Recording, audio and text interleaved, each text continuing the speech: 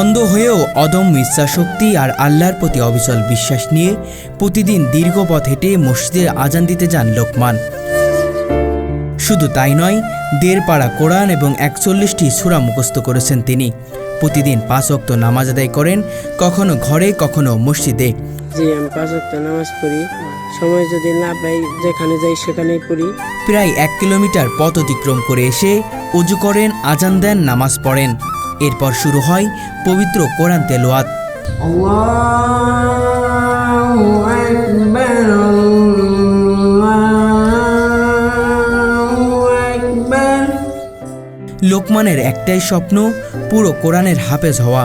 সেই স্বপ্ন পূরণের জন্য দিনরাত পরিশ্রম করে যাচ্ছেন তিনি। সবার কাছে দোয়া চাই, আমি যেন হাফেজ হইতে পারি, আজান টাজান দিতে পারি। এলাকার মানুষ তাকে নিয়ে গর্ব করে। কেউ বুঝবোই না ভাই, ও যে দৃষ্টি প্রতিবন্ধী, ঠিক আছে, ও যে চোখে দেখে না, এটা কেউ বুঝতেই পারবো না। ও বাড়িতে কাজ করতে পারে, সবই করতে পারে, ঘরে তালা দেয়, খেলাধুলা করে, ঠিক আছে, এবং আজান দিতে পারে, নামাজ পড়তে পারে, সবই করতে পারে। কিন্তু তার নিজের মনে নেই কোনো অভিযোগ, বরং তিনি বিশ্বাস করেন আল্লাহ যা করেন ভালোই করেন। আমি অন্ধ, তাতে কি, আমি স্বাভাবিক মানুষের মতোই সব কিছুই করতে পারি। আল্লাহ যা করে ভালো নাকি করে, আলহামদুলিল্লাহ। লোকমানের জীবনের স্বাভাবিকতা অবাক করে দেয় সবাইকে। চাবি দিয়ে তালা খোলা, নিজের বিছানা গোছানো, বাজার করা, দোকান থেকে জিনিসপত্র কেনা। আমি একলাই বাজারঘাট করতে পারি, বাজারঘাটে সব জিনিস কিনে আনতে পারি। তারপরে মাছ বাজার গেলে জেলারে ঠিক মতন টাকা দিয়ে মাছ টাছ কিনে আনতে পারি। এমনকি কত টাকার নোট তা হাতের স্পর্শেই বলে দিতে পারেন। এটা হলো 200, এটা হলো 100। আচ্ছা, তারপরে এটা কয় টাকা? এটা 5 টাকা। হ্যাঁ, 20 টাকা। হ্যাঁ হ্যাঁ, 20 টাকা। বাচ্চাদের সঙ্গে খেলেন, সাইকেল চালান, এ যেন অন্ধত্বের দেওয়াল ভেঙে দেওয়া এক দৃঢ় মানুষ। আমি হলো নামাজ টামাজ পড়তে পারি, একলা একলাই হেঁটে হেঁটে যেখানে সেখানে যেতে পারি। তারপরে আজান দিতে পারি। তারপরে একলা একলা মাঝে মাঝে সাইকেল চালাইতাম আগে, পরে গাছে দুঃখ ভাই দেখে হেঁটে চালান বাদ দিছি। পরে এমনি ব্যাগ পোলানের সাথে সাধারণভাবে খেলাধুলা করতে পারি। তারপরে বাজার যে হাট বাজার করে বাড়িতে নিয়ে আসতে পারি। তারপরে বাড়িতে তালা তোলা দিতে পারি। কিন্তু তার ব্যক্তিগত জীবন এক নির্মম কাহিনী। লোকমানের আপন বলতে একমাত্র মা, যিনি সকাল থেকে রাত পর্যন্ত একটি ফ্যাক্টরিতে কাজ করেন। সেই উপার্জনেই চলে মা ছেলের সংসার। মায় আছে আর আমি আছে, আর কেউ নেই। মায় চাকরি বাকরি করে, আমার এই মানুষের সাহায্য টাহায্য দেয়, সেগুলো দিয়ে চলি। শৈশবে পানিতে ডুবে যায় তার ভাই ও বোন। সেই শোকে ভেঙে না পড়ে লোকমানের বাবা স্ত্রী ও অন্ধ ছেলেকে ছেড়ে অন্য নারীর সঙ্গে নতুন ঘর বাঁধে। বাবা ওই যে এক ভাই বোন মারা গেছে, তারপরে আমার তো আর কোনো ভাই বোন হবে না। পরে আব্বা কয় আমার এই কানা বলায় ভাত খাওয়াতে পারবো না, আমি জামগা আঠা বিয়ে করুন। পরে আর একটা বিয়ে করছে যে। আজ লোকমান আর তার মা একসাথে জীবন যুদ্ধে লড়ছেন। আর্থিক অভাব অনটন সঙ্গী হলেও তারা হাল ছাড়েননি। লোকমান দিনের বেশিরভাগ সময় কোরআন মুখস্থ করা ও নামাজে কাটান। মানুষ ভাবে প্রতিবন্ধীরা সমাজের বোঝা, কিন্তু লোকমান প্রমাণ করেছেন ইচ্ছাশক্তি থাকলে কেউই বোঝা নয়।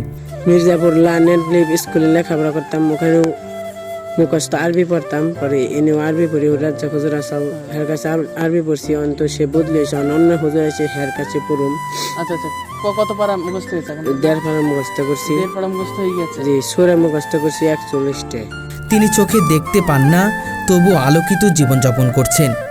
এই ছেলেটি অন্ধই, এর হাঁটা চলা দেখলে বোঝা যায় না। এমনকি এ বাড়িতে যে স্বাভাবিক কাজগুলো যে করে দেখে বোঝার কোনো উপায় নেই যে ছেলেটা অন্ধ। তারপরে ধরেন বিছানা ঠিক করে, ঘরে তালা দিয়ে বের হয়, দেখে বোঝার কোনো উপায় নেই। আবার টাকা দিলে কোনটা কোন নোট বা কোনটা কোন টাকা, কত টাকা দিল কে, সব সে বলতে পারে যে এই লোকটা আমাকে এত টাকা দিছে। আপনি বুঝতে পারবেন না, অথচ ওর চোখ কিন্তু নাই। তবে সবচেয়ে বেশি কষ্টের মুহূর্ত আসে যখন তার মায়ের কথা ওঠে। তিনি বলেন, আমার মা না থাকলে আমি বাঁচতাম না। উনি চাইলে বাবার মতো আমাকেও ফেলে চলে যেতে পারতেন, কিন্তু যায়নি। আমার বুকের ভেতর আগলে রেখেছেন। মাই বালাই করে, বাপে থুয়ে গেছে, মাই তো যায়নি। ইচ্ছা করলে মায়ে যেতে পারতো, কিন্তু মায় আমারে ধরে রয়েছে, মায় যায়নি। লোকমানের গল্প আমাদের চোখে আঙুল দিয়ে দেখিয়ে দেয় প্রতিবন্ধকতা কোনো অভিশাপ নয়, বরং সংকল্প, সাহস আর ভালোবাসা থাকলে অন্ধত্ব হার মানে জীবনের আলোর কাছে। আমার নাম লোকমান শিকদার। না, আমি এক ফোঁটা চোখে দেখি না। আমার হলো যেমন 3.5 মাস বয়সে আসাল এসমকে চোখ উঠছাল। পরে এক হিন্দু মানুষে চুন আর এলো বিশা কলার চোখ আগুন দিয়ে করে চোখের ভিতরে সাল পরে থেকে মাসি গইলে বাইরে বেড়েছেন গা। পরে থেকে 2 চোখ নষ্ট হয়ে গেছে। তারপর 2017 সালে আমার এক বোন মারা গেছে পানিতে বেড়ে। মারা যাওয়ার পর আব্বা ফালিয়ে রেখে অন্য দেশে যে বিয়ে করছে আরেকটা। ফজর নামাজে আসি, আজান দিই মাঝে মাঝে। তো কয়দিন ধরে ঠান্ডা জ্বর দেখে আসি না, 2-3 দিন ধরে। তোমার কষ্ট হয় না? তুমি চিনতে পারো কিনা? না, এই সারাই ইন্দের চিনতে পারি। অন্য এই ছোটকাল থেকে ইন্দের চলতে চলতে অভ্যাস হয়েছে। তাই আল্লাহ ইশারা দিয়ে দিছে, আল্লাহ চোখ রাখি না একভাবে তো চলন লাগবে। আচ্ছা। খাওয়া দাওয়া কি তুমি নিজেই হাতে করো? জি, আমি সব মাছ কাটা কুটে বেঁচে খাইতে পারি। ব্যাগ ওখানের নাকি আইডিয়ার মাধ্যমে ইশারার মাধ্যমে খেলাধুলা করতে পারি। আচ্ছা। এই সবগুলো নিজের কাজ নিজেই করো না? জি, নিজেই করি। নিজেই কাপড় চোপড় ধুইতে পারি, সবকিছু নিজেই। ভুল চিকিৎসায় তুমি এই অবস্থা হয়ে গেছো। এখন তোমার বয়স কত? আমার তো এখন বয়স, আমি 2008 সালে হয়েছি জুন মাসের 15 তারিখে। এখন 17 বছর চলে আর কি, 18 বছর করবো। আচ্ছা। মনে হইলে ওটাই তো কিছু করে না, আল্লাহ যা করে ভালো নিগাই করি। এখন চোখে দেখতে পারলে সে বোঝা পারতাম কি মন, তা তো বোঝা পারলে আল্লাহ যেমনি দিছে এমনি বুঝতে পারি সব কিছু। আচ্ছা। মসজিদে আসলে কিভাবে আসো একটু বলবো? এই মসজিদে এই সারা হয়ে গেছে আসতে আসতে। এখন আর কোনো দিকে যাই না, মসজিদে ঠিক মতন চলে আসি। আসতে কারো সাহায্য লাগে কিনা? আমার কারো সাহায্য লাগে না, আমি একলাই আসতে পারি। আমার সমস্ত খরচ যে মাই চাকরি করে আর মানুষের সাহায্য দেয় সেগুলো চলি। গুনতে পারো টাকা? জি, সব টাকা গুনতে পারি। আর এলো ঠিক মতন টাকা টোকা দিয়া যে সদাইয়ের যে দাম সেই দাম দিয়ে তারপরে বাজার ঠিক আছে জিজ্ঞেস করি যে এটার দাম কত, হেরা কয় এত, পরে টাকা দিই। তখন তো ডুপ্লিকেট মাল ঢুকিয়ে দেয়। ঢুকে দিলে হ্যাঁ গো ইচ্ছে, যদি যেটা চিনি সেটা 2 নম্বর সেটা ঘুরত দিই। আচ্ছা। আর যেটা না চিনি সেটা নিয়ে আসি। চলাচল করতে কোনো সমস্যা হয় কিনা? জি না। তুমি অন্ধ বলে তোমাকে ফেলে দিয়ে চলে গেছে জি, তোমার মাম্মা না? কিন্তু বাসায় থাকতে আমার মেনসের সাহায্য যে হেগিনে দেখাইছে, একদিন কাম করলে তার 7 দিন কাম করে নেই। তাও আমার টেহা দেবে চলার না, তাই আমার বাপের জন্য এখন কষ্ট হয় না? না, কষ্ট হবে কি, আমার ফাল দিয়েছে, আমি ভালোই দোয়া করি। কোন দিনের জন্য আইলে আমি যেটুকু করারই করুন। কষ্ট হয়ে তো লাভ নেই, আল্লাহ যারে যেমনি দিছে অমনি, আল্লাহ যেরকম রাখছে আলহামদুলিল্লাহ। অর্থনীতি অভাব আছে, যদি আমার কেউ সাহায্য টাহায্য করতে তাহলে আমি একটু ভালোভাবে চলতে পারতাম। আচ্ছা। জীবনের স্বপ্ন আছে কি তোমার?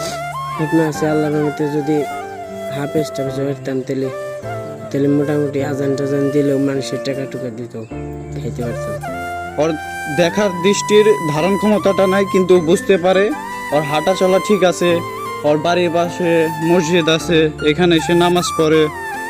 ওকে দেখে কেউ বলতে পারবে না যে ও অন্ধ। ও 5 ওয়াক্ত নামাজও পড়ে, আবার মসজিদে সময় হাতে পেলে আজানও দেয়। সাইকেলও চালাইতে পারে, মোবাইল চালাইতে পারে, সবই করতে পারে। আলহামদুলিল্লাহ, ও যে মানুষের মতো চলতে পারে, আমাকে মতো যে চলাফেরা করতে পারে, এটা আলহামদুলিল্লাহ, আল্লাহ পাকের কাছে অনেক শুকরিয়া। সবাই আমার নিকে দোয়া করবেন, আমিও সবার নিকে দোয়া করি।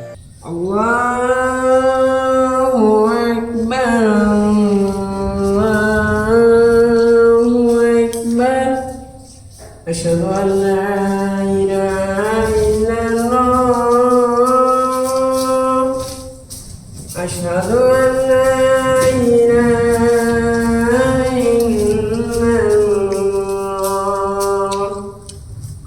أشهد أن محمدا رسول الله